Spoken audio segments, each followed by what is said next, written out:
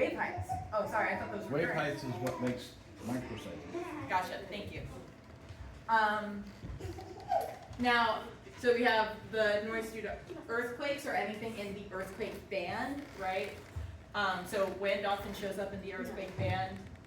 Ocean waves, human activity, so you see where it starts to spike up and stay consistently up.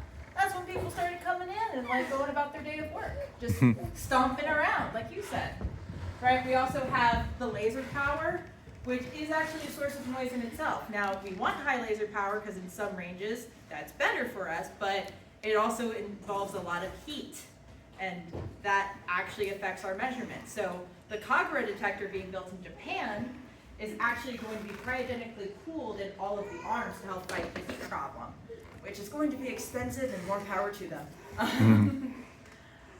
The mustache is there because scientists are funny, and this is my proof. So those are all the screens I know a decent enough about to actually talk about. If you look around the room, you're going to see some of the actual components in areas that we cannot take because of clean room conditions, and also that much motion by the detector will mess with our sensitivity.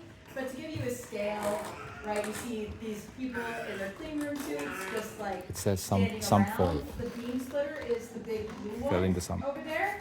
The big blue circle is labeled BSC2, so that's where the light is actually sent down the two paths of being a thermometer.